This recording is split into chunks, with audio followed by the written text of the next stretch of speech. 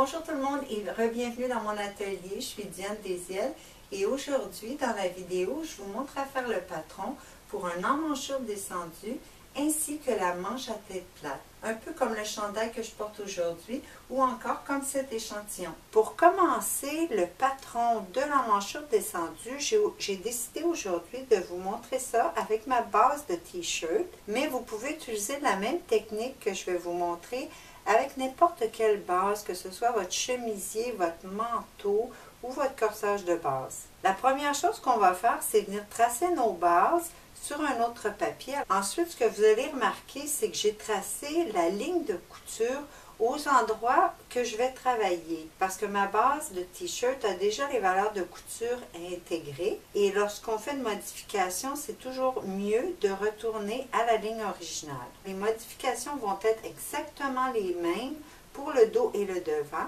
et c'est à peu près la seule règle que vous devez suivre. Les mesures que je vais utiliser ne sont pas du tout fixes, ils peuvent toutes varier d'un modèle à l'autre dépendamment du style que vous voulez faire. Maintenant, je vais commencer par justement déplacer mon emmanchure ou descendre mon emmanchure et pour ce faire, je vais venir me tracer une ligne à l'écart de ma médiane qui touche le point emmanchure épaule.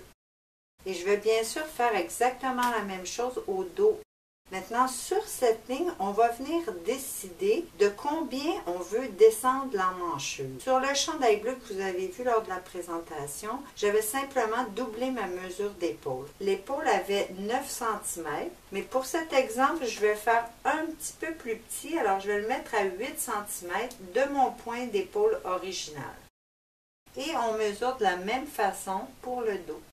Une autre petite chose que je vais faire pour le modèle d'aujourd'hui, c'est que je vais agrandir mon encolure. Et si vous devez agrandir l'encolure, il faut le faire avant de tracer la nouvelle ligne d'épaule. Pour garder mon modèle simple, je vais éliminer la valeur de couture, donc retracer ma ligne de couture 1 cm à l'intérieur.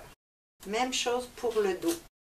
On est maintenant prêt à retracer nos nouvelles lignes d'épaule de notre nouveau point d'encolure au nouveau point emmanchure épaule.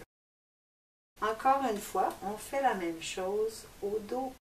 Ensuite, on va venir faire juste le bout de l'épaule en emmanchure en traçant à l'écart avec notre nouvelle ligne d'épaule. Puis, on est prêt à faire la modification du sous-bras. Comme on le fait au niveau de l'épaule, on va venir se tracer des lignes à l'écart qui touchent le point de sous-bras original de chaque côté. Maintenant, on va décider de combien on veut élargir et de combien on veut descendre le point de sous-bras. Et on va le faire à l'équerre pour sortir et pour descendre. Pour l'exemple du chandail bleu que vous avez vu au début de la présentation, j'avais fait 3 cm sortis de mon point d'origine et 5 cm descendus. Pour faire une variation, aujourd'hui, je vais utiliser une mesure de 2 cm ressortis et 6 cm descendus. Comme je le disais tout à l'heure, toutes les mesures sont bonnes. Ça va simplement vous donner des petits changements dans le style et dans le fit. L'important, bien sûr, c'est de ne pas aller à une emmanchure qui va être plus petite que notre emmanchure de base, mais lorsqu'on agrandit, on peut le faire vraiment selon le modèle qu'on veut. Alors, je vais venir faire la même modification pour le dos, 2 cm ressortis de mon point d'origine et 6 cm descendus. Maintenant, il me reste simplement qu'à retracer ma nouvelle emmanchure et ce qu'on fait à l'œil en gardant la partie la plus courbée vers le dernier tiers de notre emmanchure. Même chose pour le dos. Ensuite, ce qu'il nous reste à faire, c'est simplement de prolonger notre ligne en équerre à partir du point de sous-bras jusqu'à l'ourlet de notre chandail. Encore une fois, même chose pour le dos. Maintenant, la construction est terminée, mais avant d'ajouter les valeurs de couture, j'aimerais que vous positionnez des crans d'emmanchure. Alors, regardez votre nouvelle ligne d'emmanchure et trouvez le premier tiers à partir du bas. Cran simple au devant, même chose au dos, avec un cran double. On peut ajouter nos valeurs de couture. Pour l'encolure, je vais simplement utiliser la ligne de couture originale puisque j'ai élargi mon encolure de 1 cm. Alors, ma base de patron était au pli et mon nouveau modèle va être également coupé au pli du tissu. On va maintenant être prêt pour faire notre manche, mais avant d'aller au plan de la manche, j'aimerais que vous mesuriez vos emmanchures à partir du sous-bras et indiquiez la mesure du niveau des crans et celle de l'emmanchure totale. On est prêt à découper.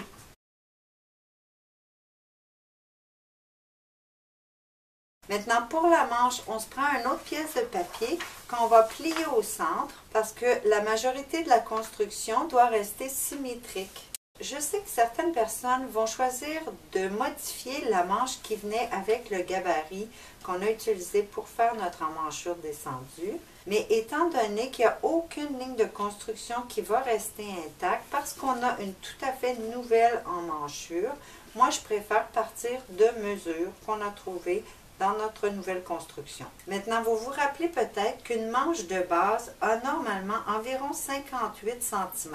À ce 58 cm, on devra soustraire ce qu'on a ajouté au corsage. Ici, j'avais ajouté 8 cm. Alors, je vais l'enlever de ma mesure originale de longueur de manche. Donc, je vais indiquer des points à 50 cm. Vous pouvez tout de suite tracer une ligne au bas qui va être le niveau du poignet. Ensuite, à partir du haut, pour faire une tête de manche, on aura besoin de tracer la ligne de biceps. Et cette mesure-là, elle va venir de notre corsage. Encore une fois, c'est des mesures qui peuvent varier, mais pour l'instant, ce que je vous conseille de faire pour votre première manche à tête plate, c'est de venir positionner votre règle du point d'épaule emmanchure et l'autre côté au point de sous-bras latéral. Et vous allez trouver une distance ici, la plus large distance de l'emmanchure, et ça peut devenir votre mesure pour la ligne de biceps.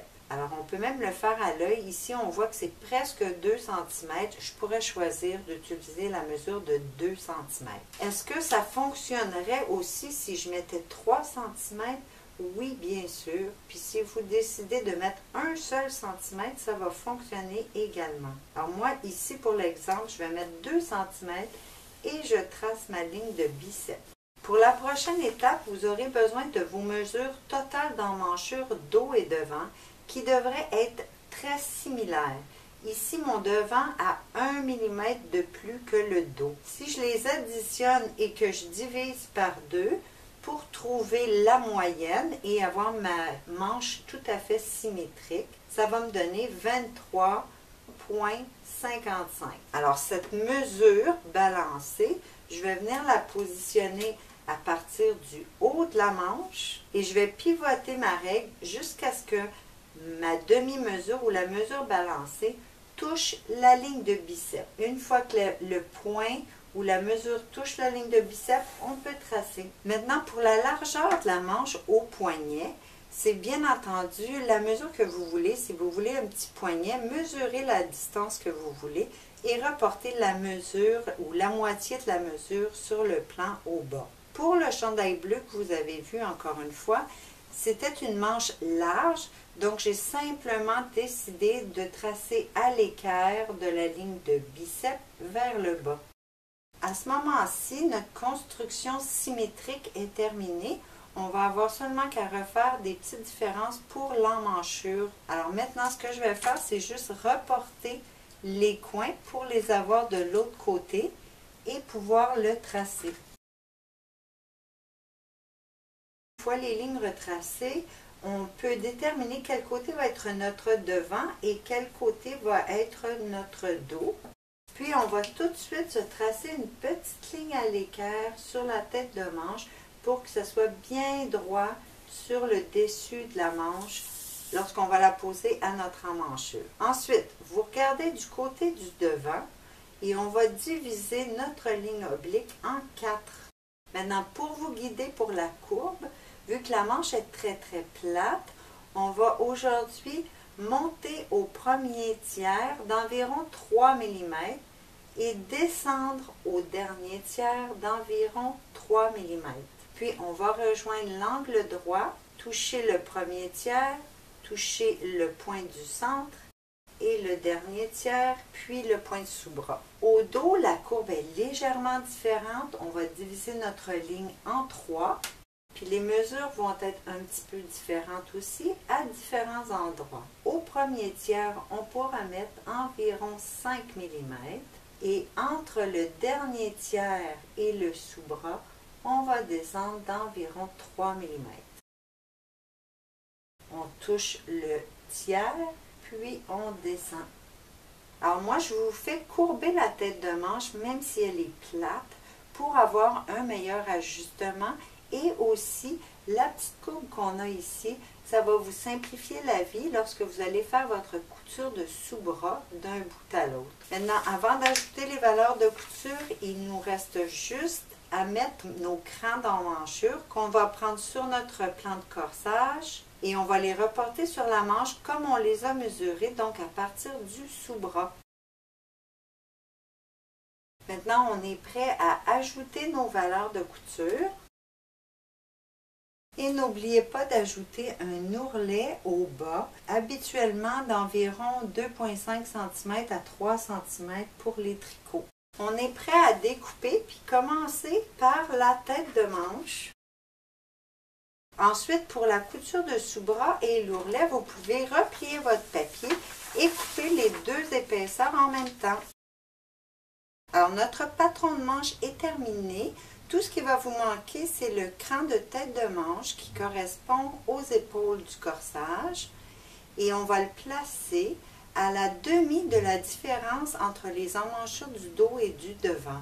Ici, j'avais une différence de 1 mm. Alors, on va le placer à un demi-millimètre vers l'emmanchure la plus petite qui était pour moi le dos. Alors, un demi-millimètre vers le dos. Maintenant, comme je vous ai dit que vous étiez libre de toutes les mesures dès le début de la construction, je veux juste vous montrer un petit peu les différences que ça peut occasionner. Si je place mon sous-bras superposé à celui du corsage, même chose à la tête de manche, vous pouvez voir l'angle actuel du patron que j'ai réalisé, qui est assez droit.